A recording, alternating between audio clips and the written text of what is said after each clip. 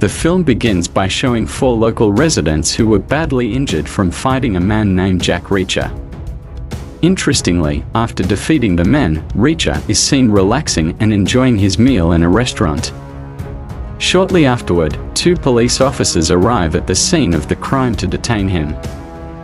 However, after searching Reacher, they find nothing suspicious until suddenly, Reacher says that in the next 90 seconds, the telephone at that location will ring and the 2 of them will be thrown in jail.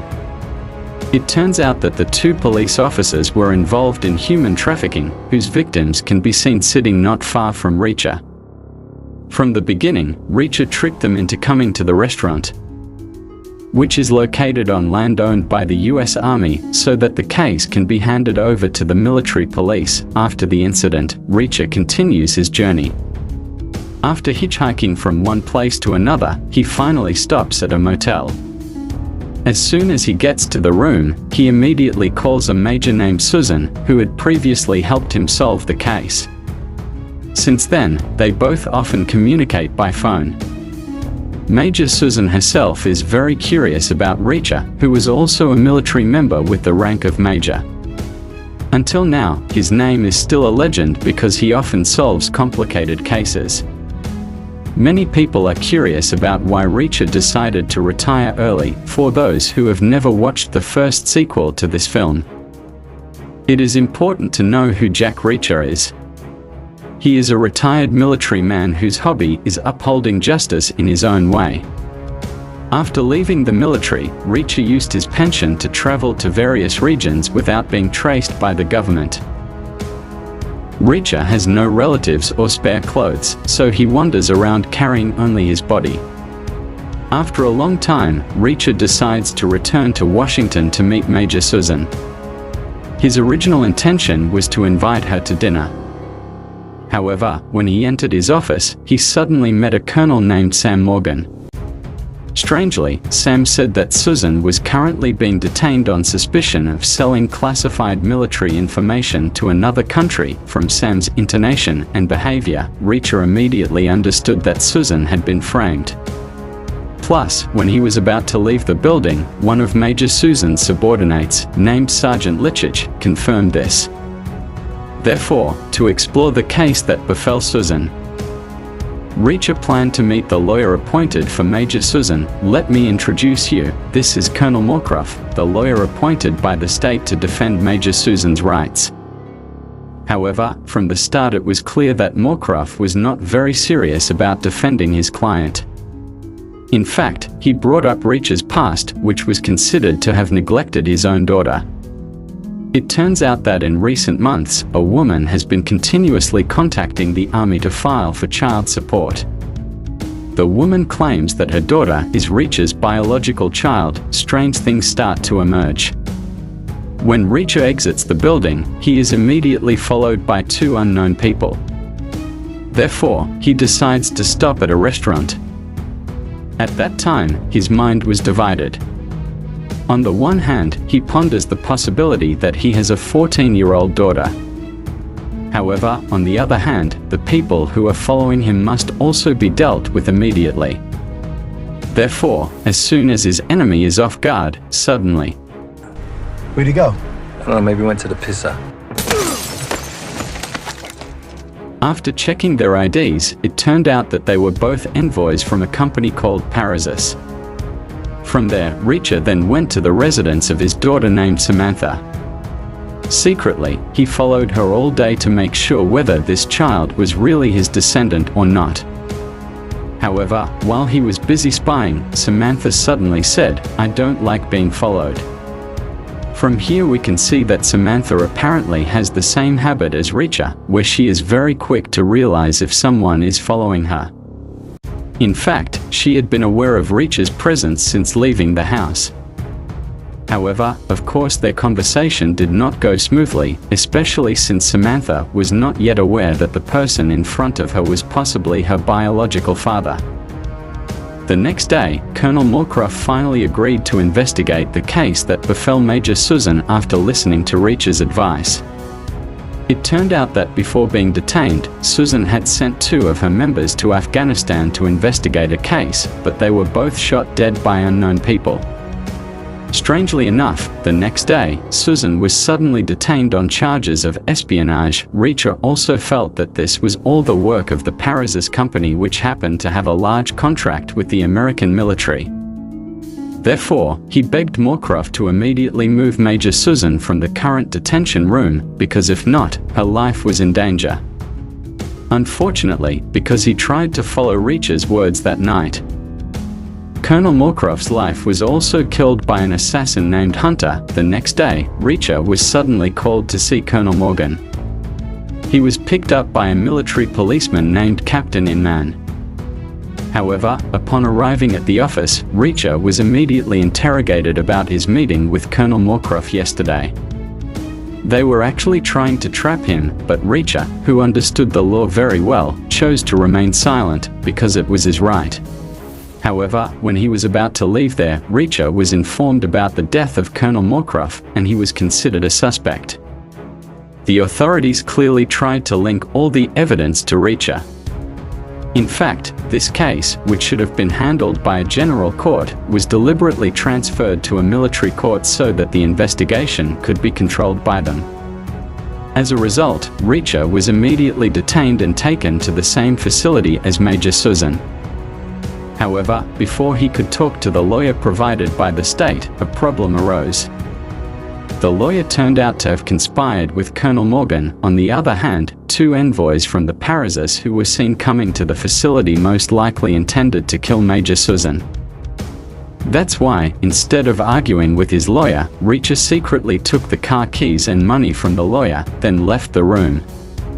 Captain Espin was tasked with escorting Reacher to his cell, but as soon as he arrived there, Reacher suddenly took Espin's military uniform. Reacher then followed 2 envoys from the Parazes who happened to pass by Major Susan's cell. Major Susan herself was unaware that she was going to be killed. Luckily, Reacher arrived just in time to save her, pretending to be an officer who was moving prisoners. Reacher managed to get past the security there and took Susan out of the facility. However, the problem did not stop there.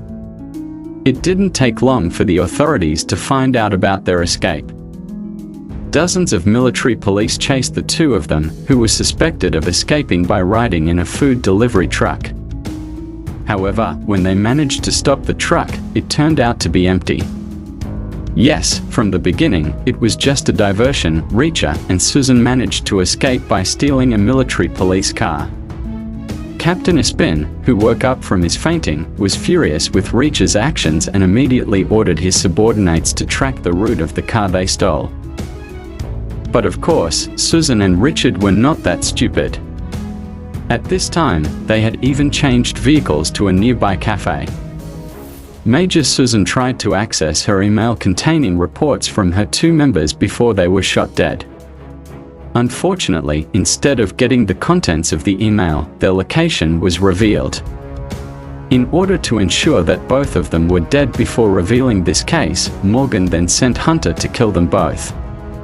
Long story short, in the middle of the escape, Richard immediately realized the presence of his enemy. However, they not only had to escape from Hunter's pursuit, but also from the police who had been patrolling around the city. The 2 of them then tried to hide in the kitchen of a restaurant. After driving out all of its employees, they prepared to give Hunter a surprise attack.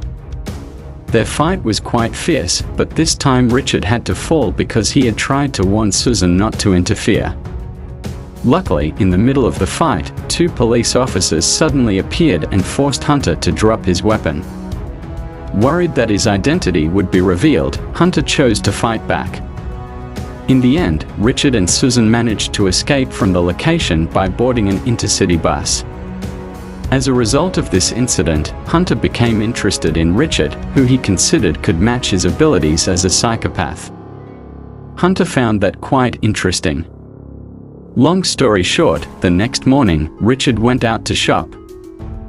From clothes to a new cell phone. It turned out that, rather than continuing to run away, they planned to solve this case in a more aggressive way. That morning, Richard called Colonel Morgan to open the contents of Susan's email. However, in the middle of the conversation, they quickly managed to move several confidential files from the colonel's computer and take cash that happened to be found in his desk drawer. Without further ado, once they managed to get what they wanted, Richard and Susan stopped by a library to research the contents of the email. It turned out that before being killed, Susan's members had reported that they had interrogated someone named Daniel Prudhomme to find out Prudhomme's connection to a company called Parasource. Richard then asked the sergeant for help in finding out more information. The problem was, among the files they found on the colonel's laptop, several photos of Richard and Samantha were found. That meant that the 14-year-old girl's life was in danger. Therefore, the two of them immediately went to Samantha's residence. However, upon arrival there, Richard realized that a massacre had occurred. Samantha's two foster parents had been killed, but Samantha herself seemed to have managed to escape through the window. When she was about to leave there, Richard suddenly realized that there were crayon marks in the drawer near the kitchen. It turned out that even though Samantha agreed to escape with them, she seemed very stubborn. In fact, she kept asking and rebelling when asked to hand over her cell phone. However, Samantha said that she had left her cell phone at home. On the other hand, they couldn't keep taking her with them while this case was still ongoing. Therefore, Susan planned to leave Samantha at a boarding school whose principal happened to know her well. Meanwhile, Hunter came to the colonel's residence because he was considered to have exposed the Parasource business case. Hunter knew that Richard had been there and accessed secret files on the colonel's laptop. Morgan himself did not expect that he would be the victim of this action. Back to Richard and Susan, who managed to arrive at the boarding school in question. Samantha seemed to be starting to adapt to her new friends. However, in the middle of the conversation, she secretly took out a cell phone. It turned out that Samantha had been lying all this time, which resulted in their position being immediately known by the enemy. She was texting. Shit, what's wrong with that?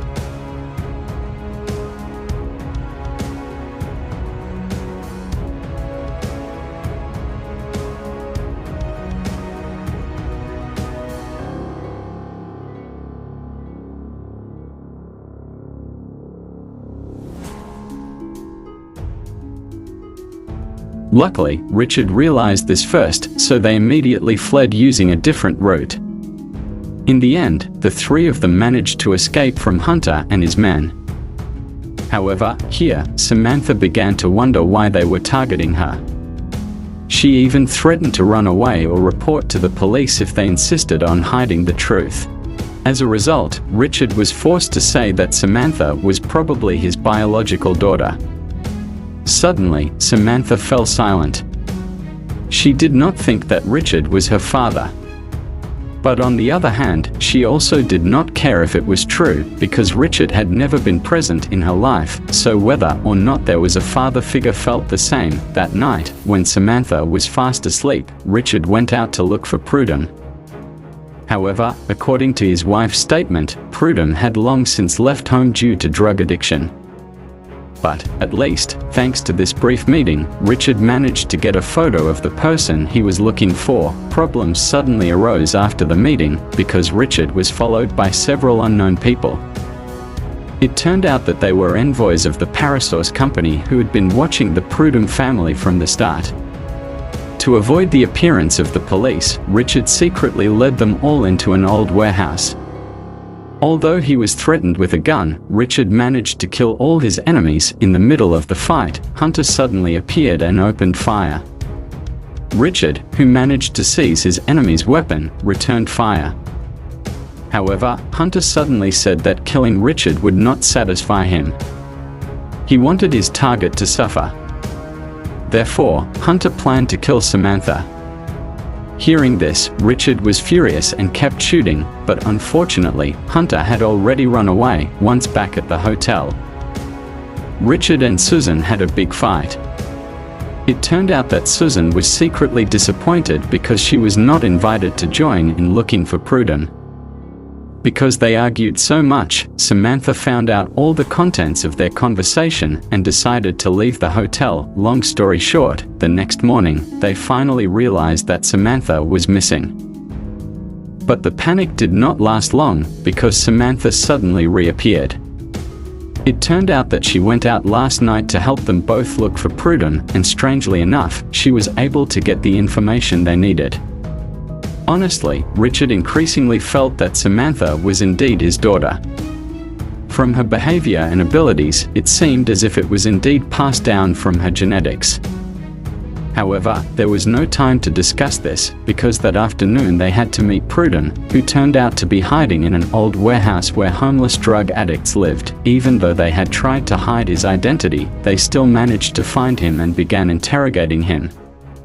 Prudhomme began to tell the story that all this time Parasource had been secretly selling all ex-American military weapons to the black market or rebel forces.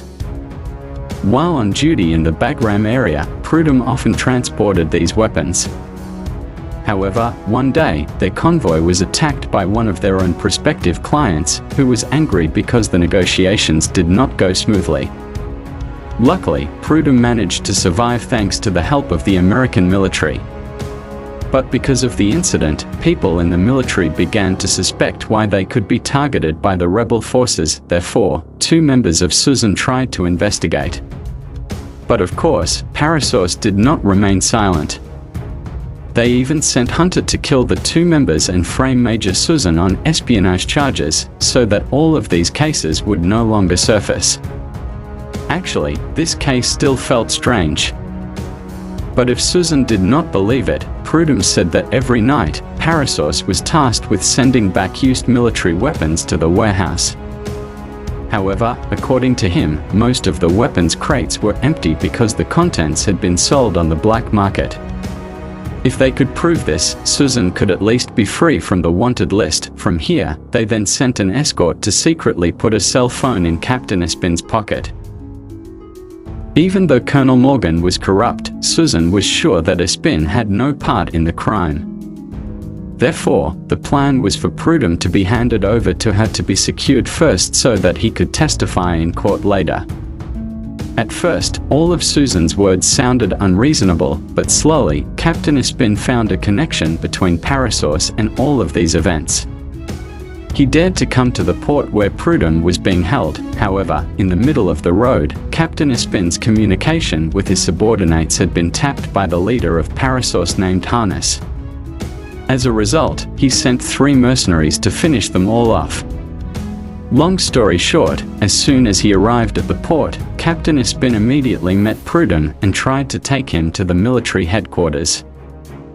While Major Susan and Richard had been hiding on the roof, making sure all their plans went smoothly. However, just as he was about to be put in the car, Prudhomme was suddenly attacked by the enemy. Not only that, Captain Espin was also seriously injured from being shot.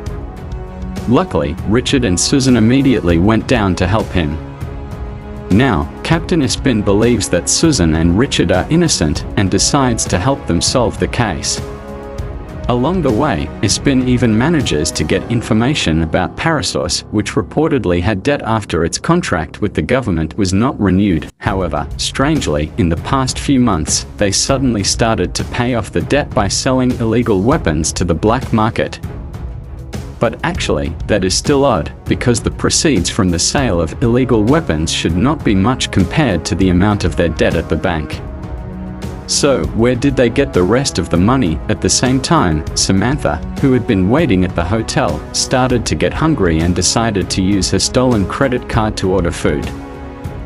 The problem from the start was that the credit card had been marked by Parasos, so once a transaction was made, Samantha's location was finally known to Hunter. Meanwhile, Richard and the others arrived at the airport where the weapons were smuggled. However, when they were about to enter, their actions were blocked by the guards. As a result, Susan dared to break in before Parasos managed to hide the evidence. Even though she had been caught red-handed, the Parasos leader seemed to remain calm, even challenging Susan to prove her accusations. Without further ado, Susan then unpacked every box of weapons that were going to be transported onto the plane. The boxes should have been empty, because the contents had been sold to the black market. But strangely, that was not proven. Harness looked very satisfied because all the accusations made against him could not be proven. Until suddenly, Richard realized that the weight of each weapon in front of him did not match, because it turned out that hundreds of drugs were hidden inside. At the same time, when Samantha was busy watching television from the hotel balcony, she realized the arrival of Hunter and his two subordinates. He immediately informed Richard about their arrival. However, because the position was quite far, Samantha decided to run away until they managed to catch up to the location. Richard, who was panicking about his daughter's condition, immediately stepped on the gas and managed to catch up quickly. But when he arrived at the hotel, Samantha had already run away among the crowd. To find his daughter, Richard relied on his instincts and began to feel around, wondering where she would run to. Meanwhile, Samantha herself managed to escape from Hunter and his members. However, over time, her trail was finally uncovered. Luckily, when she was about to be arrested, Susan suddenly appeared to help her. Richard himself finally managed to find Samantha's current whereabouts. It was seen that she was running away between the rooftops of the residents' houses. To be honest, Hunter and his members were fooled several times by the girl's actions. Until finally, when Richard managed to catch up and defeat Hunter's subordinates, Samantha's life was already in the hands of his enemy. After all this time, this was the first time Richard felt hesitant to open fire, because his daughter's life was at stake. Luckily, the clever Samantha suddenly managed to free herself, and finally, although both of them were seriously injured from falling from a height, each of them was still able to get up to continue the fight with the remaining strength they had. Richard finally managed to end Hunter's life. Long story short, some time later, their good names were finally restored. Now, Major Susan can return to duty, even receiving an award for successfully uncovering the Parasos case. Of course, all of that could not be separated from the help of a Jack Richard.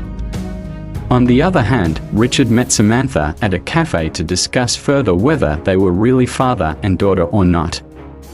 But here, Samantha immediately said that Richard was not her father, because if that were the case, she should still remember her mother's face, who had poured coffee into her glass 3 times from the start. It was not Samantha's mother who applied for child support to the army, but it was her own initiative. Coincidentally, she accidentally chose the name Jack Richard. Some time later, thanks to Susan's connections, Samantha was finally accepted into the elite boarding school they had visited yesterday. Although not her biological father, Richard was the one who drove Samantha to the place. Before parting, Samantha gave her one last hug as a token of gratitude. Secretly, she also slipped a cell phone into Richard's pocket so that the two of them could continue to communicate with each other. And with that, the film ended. Thank you for watching. See you in the next film.